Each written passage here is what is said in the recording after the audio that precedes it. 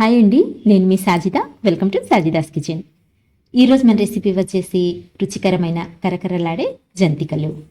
జంతికలు క్రిస్పీగా గుల్లగా రావాలంటే ఒకసారి ఇలా ట్రై చేసి చూడండి, చాలా బాగుంటాయి. పండగలకైనా లేదా పిల్లల కోసం ఏదైనా స్నాక్ చేసి పెట్టాలనుకున్నా సరే ఇలా ఈజీగా ప్రిపేర్ చేసుకోవచ్చండి. తప్పకుండా ట్రై చేయండి. అలాగే మీకు రెసిపీ నచ్చినట్లయితే చిన్న లైక్ ఇవ్వటం అయితే మర్చిపోవద్దు ఫ్రెండ్స్. ఇప్పుడైతే ఎలా తయారు చేసుకోవాలో చూసేద్దాం రండి. ఫస్ట్ అయితే ఒక మిక్సింగ్ బౌల్ తీసుకొని ఇందులోకి 1 కప్పు వరకు మినపప్పుని తీసుకోండి. ఇప్పుడు ఈ మినపప్పులోకి నీళ్ళని పోసుకొని ఒక 2-3 సార్లు బాగా రుద్ది కడిగి తీసుకోవాలి. మినపప్పు పైన ఉండే ఆ తెల్లటి పొడి మొత్తం క్లీన్ అయిపోవాలన్నమాట. సో ఇలా కడిగిన తర్వాత ఇందులోకి తగినన్ని నీళ్ళని వేసుకొని ఈ మినపప్పుని ఒక 2 గంటల వరకు నానబెట్టుకోవాలి. పైన మూత పెట్టేసి పక్కన పెట్టేయండి. ఒకవేళ మీ దగ్గర ఎక్కువ టైం లేకపోతే కనీసం 1 గంట సేపు నానబెట్టుకున్నా సరిపోతుందన్నమాట. ఇక్కడ చూడండి, పప్పు చక్కగా నానిపోయింది. ఇలా నానిన తర్వాత మరోసారి ఈ మినపప్పుని నీట్గా కడిగి ఆ నీళ్ళని వంపేసుకొని ఈ పప్పుని ఒక కుక్కర్లోకి ట్రాన్స్ఫర్ చేసుకోవాలి. ఇలా కుక్కర్లో తీసుకున్న తర్వాత ఏ కప్పుతో అయితే మనము మినపప్పు తీసుకున్నామో సేమ్ అదే కప్పుతో 1.5 కప్పు వరకు నీళ్ళని వేసుకోవాలి. తర్వాత మూత పెట్టేసి గ్యాస్ మీద పెట్టి గ్యాస్ని మీడియం ఫ్లేమ్లోకి అడ్జస్ట్ చేసుకొని 4 విజిల్స్ వచ్చేంత వరకు ఉడికించుకోండి. ఇలా విజిల్స్ వచ్చి కుక్కర్లోని ప్రెషర్ అంతా పోయిన తర్వాత మూత తీసి పప్పుని చెక్ చేసుకుందాము. చూడండి, మినపప్పు అయితే సాఫ్ట్గా చక్కగా ఉడికిపోయింది.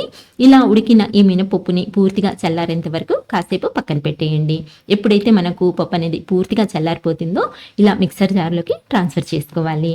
మొత్తం పప్పుని వేసుకున్న తర్వాత ఇప్పుడు అవసరానికి తగ్గట్టుగా కొద్దిగా నీళ్ళని వేసుకొని పిండిని ఇలా సాఫ్ట్గా గ్రైండ్ చేసి తీసుకోవాలి. పిండి అనేది చాలా సాఫ్ట్గా ఉండాలండి, అప్పుడే మనకు ఈ జంతికలు అనేవి పర్ఫెక్ట్గా కుదురుతాయి అన్నమాట.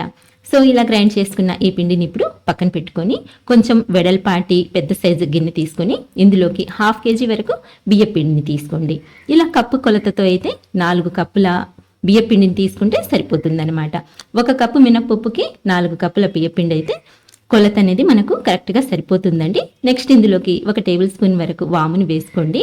అలాగే 2 టేబుల్ స్పూన్ల వరకు తెల్ల నువ్వుల్ని కూడా వేసుకోండి. ఇప్పుడైతే 1 టేబుల్ స్పూన్ వరకు కారం, అలాగే 1 టేబుల్ స్పూన్ వరకు సాల్ట్. ఈ సాల్ట్ అనేది మీ టేస్ట్ని బట్టి కొంచెం ఎక్కువ తక్కువ అయినా సరే చేసుకోవచ్చు. ఇలా వేసిన తర్వాత ఇవన్నీ పిండిలో బాగా కలిసేట్టు కలుపుకోవాలి. మొత్తం అంతా బాగా కలుపుకున్న తర్వాత ఇందులోకి 1 గరిటెడు వేడి ఆయిల్ని వేసుకోవాలి. ఆయిల్ని బాగా వేడి చేసి వేసుకోండి, మురుకులు అనేవి గుల్లగా వస్తాయన్నమాట. ఇలా ఆయిల్ వేసిన తర్వాత కొంచెం జాగ్రత్తగా ఈ వీడియోలో చూపించే విధంగా పిండిలో మొత్తం ఆయిల్ బాగా కలిసేట్టు కలుపుకోవాలి. సో పిండి కన్సిస్టెన్సీ అయితే మనకు ఇలా ఉంటుందన్నమాట. ఇప్పుడు మనము గ్రైండ్ చేసి పెట్టుకున్న ఈ పిండిని కూడా ఇందులోకి యాడ్ చేసుకోవాలి. మొత్తం పిండిని వేసుకున్న తర్వాత ఫస్ట్ అయితే నీళ్ళేమి వేయకుండా బియ్య పిండిలో ఈ మినపిండి బాగా కలిసేలా కలుపుకోవాలి. ఇలా కలుపుకున్న తర్వాత పిండి కన్సిస్టెన్సీ చెక్ చేసుకుంటూ చూడండి, పిండి కొంచెం గట్టిగా అనిపిస్తుంది కదండి. ఇప్పుడు కొద్దిగా నీళ్ళని పోసుకుంటూ పిండిని సాఫ్ట్గా కలుపుకోవాలి. నీళ్ళు అనేవి ఒకేసారి ఎక్కువగా వేయకుండా పిండి కన్సిస్టెన్సీ చెక్ చేసుకుంటూ కొద్దిగా నీళ్ళని యాడ్ చేసుకుంటూ పిండిని సాఫ్ట్గా కలుపుకోవాలన్నమాట. పిండి మనకు చాలా సాఫ్ట్గా ఉండాలండి. చూడండి, పిండి ఇలా సాఫ్ట్గా కలుపుకోవాలన్నమాట.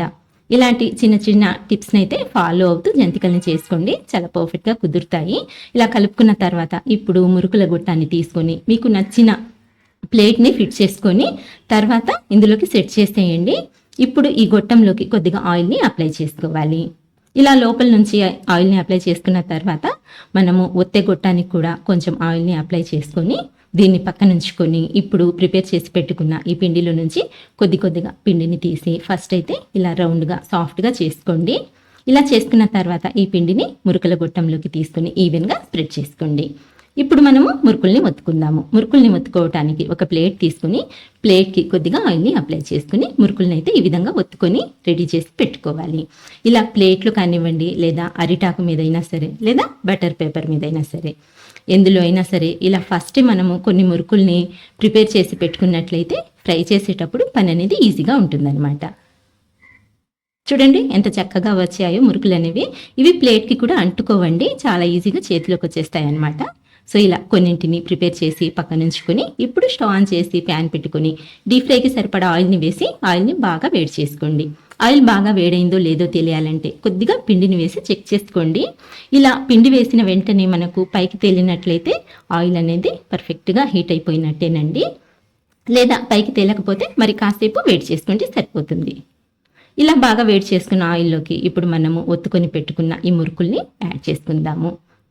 ఇక్కడ మీరు తీసుకున్న ప్యాన్ సైజుని బట్టి అలాగే ఆయిల్ క్వాంటిటీని బట్టి ఎన్ని పడతాయో అన్నింటిని ఒకేసారి వేసి ఫ్రై చేసుకోవచ్చండి.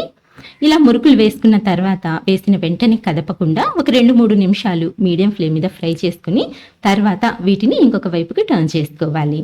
అలాగే మంటనైతే మీడియం టు హై ఫ్లేమ్లోకి పెట్టుకోండి. లో ఫ్లేమ్ మీద ఫ్రై చేసుకున్నట్లయితే ఆయిల్ అనేది ఎక్కువగా పీల్చేస్తాయండి. ఇలా మీడియం టు హై ఫ్లేమ్ మీద పెట్టుకుని అటు ఇటు కదుపుకుంటూ క్రిస్పీగా వచ్చేంత వరకు మురుకులను అయితే ఫ్రై చేసుకోవాలి. ఎప్పుడైతే మనకు ఆయిల్లో ఆ నురుగ మొత్తం తగ్గి మురుకుల కలర్ అనేవి ఇలా మంచి గోల్డెన్ కలర్లోకి వస్తాయో అలాగే ఫ్రై చేసేటప్పుడు కూడా ఆ క్రిస్పీనెస్ అనేది తెలుస్తుందనమాట. ఇలా మంచి కలర్లోకి వచ్చిన తర్వాత జాలి గరిటెలోకి తీసుకొని ఆ ఎక్స్ట్రా ఆయిల్ పోయిన తర్వాత ప్లేట్లోకి ట్రాన్స్ఫర్ చేసుకోండి. ఇదే విధంగా మిగతా వాటిని కూడా ఫ్రై చేసి తీసుకోండి, సరిపోతుంది. చూడండి ఎంత క్రిస్పీగా గుల్లగా చూస్తుంటేనే తెలుస్తుంది కదండి ఎంత పర్ఫెక్ట్గా కుదిరాయో.